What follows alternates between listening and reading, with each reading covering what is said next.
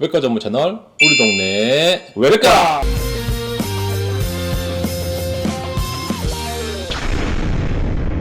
오늘은 두 명이서 합니다. 그 최재 선생님이 감기 걸려가지고 감기가 상당히 오래 가시는 것 같아요. 오늘 최재 의원님 그러니까. 걱정스럽게도. 우리 가족도 다 걸렸고 우리 간호사도 다 걸렸어요. 아 그래요? 요즘에 감기가 유행이라고 하더라고요. 조심하십시오. 감기인지 코로나인지 이제 뭐 구분이 잘 안 하는 시대가 왔지만 아무튼 오늘부터 어제부터인가? 그렇죠. 어제부터 6월 2일부터 코로나 격리가 이제 의무가 아니니까 네. 더 이상 코로나를 검사하지 않겠다 이런 의미죠 한마디로. 네.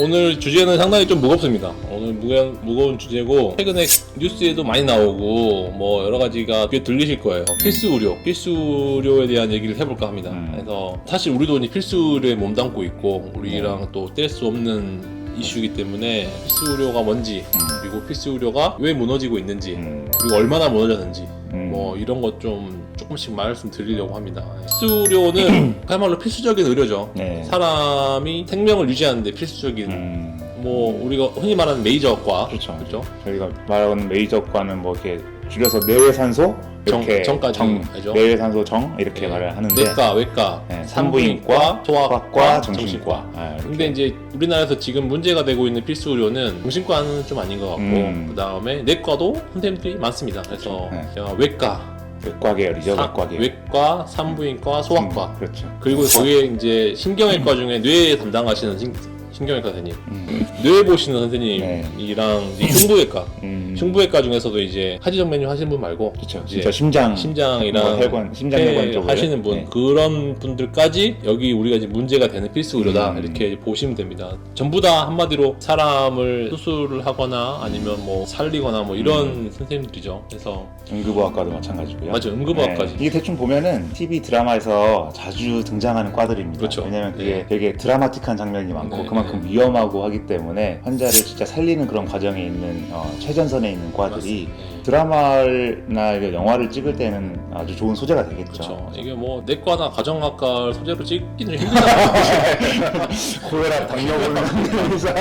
물론 중요한 과지만 그렇죠. 예, 네, 네. 드라마로 만들기는 좀 무리가 네, 있다. 그렇죠. 아무튼 재미가 없어요. 그렇죠. 뭔가 좀 몸을 쓰고 뭐 피도 튀기고 뭐 네. 이렇게 막 소리도 지르고 막 네. 이래야 되는데 아무튼 근데 그런 과들이 지금은 많이 힘들다. 네. 우리나라가 사실 그 의료 선진국이에요. 네, 의료가 정말 선진국이고 해외에 잠깐 나가서 사셨다 오신 분들은 전부 다 피부로 느낄 수 있을 만큼 우리나라의 의료 환경은 너무너무 좋습니다. 이제 하지만 이제 그 빈부격차가 좀 크다는 게 좀 사실이고 실내로 예전에 이제 뭐 재작년이 됐죠 벌써. 네. 이제 아산 아산 간호사가 유명한 사건. 그렇죠. 아산병원 현직 간호사가 뇌출로 사망을 했죠. 네. 안타까운 네. 사건이었습니다. 자기 병원 직원인데도 불구하고 이제 어쩔 수 없이 병원의 상주에 있는 의사의 부족으로 인해서 저도 깜짝 놀랐던 게 그때 당시에도 이미 아산병원의 뇌를 담당하신 선생님이 2명밖에 없어요. 맞아요. 네. 그 우리나라에서 가장 큰 병원이라고 하는 네. 병원에서도 그러니까 뭐 그분이 두 분이 퐁당퐁당 하면서 이제 그 얘기를 들었을 때 저마저도 그렇죠. 의료계에 있는 저마저도 정말 두 분뿐이었다는 게 그러니까. 사실이었을까 싶은 생각이 들 정도로 그랬으니. 그러니까 이게 두 분이서 버티기도 힘들죠 사실. 네. 매일 번갈아가면서 당직을 해야 되는데 집안 당연히 이제 집이 또 가정이 있고 한데 이게 어떻게 했을까 참 숙연해집니다. 다른 병원도 제 생각에는 다르지 않을 거라고 생각합니다. 네. 예, 그래서 아무튼 그랬고 그리고 최근에 또 이제 이건 매스컴에 많이 나오죠. 이게 119를 타고 여기저기 이제 다니면서 이제 사망한 사건들. 근데 안타까운 사건들이 많이 났어요. 네. 최근 들어서 또 많이 이렇게 네. 발생을 하는 것 같아요. 점점 더 늘어납니다. 네. 왜냐하면 갈수록 응급실이 줄어들거든요. 예.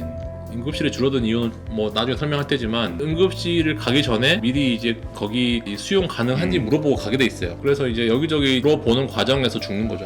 예. 환자들이 119 앰뷸런스 안에서 죽는 거죠. 한마디로. 구급차를 타고 일명 뺑뺑이를 돌게 되는 네. 주된 원인이 뭘까요? 모든 이제 응급실이 수용 불가를 계속 하기 때문에 그래도 아직까지 응급실이 뭐 이렇게 줄어들고 있다고는 하지만 여기저기 응급실은 사실 보이는 건 꽤 있는데 네.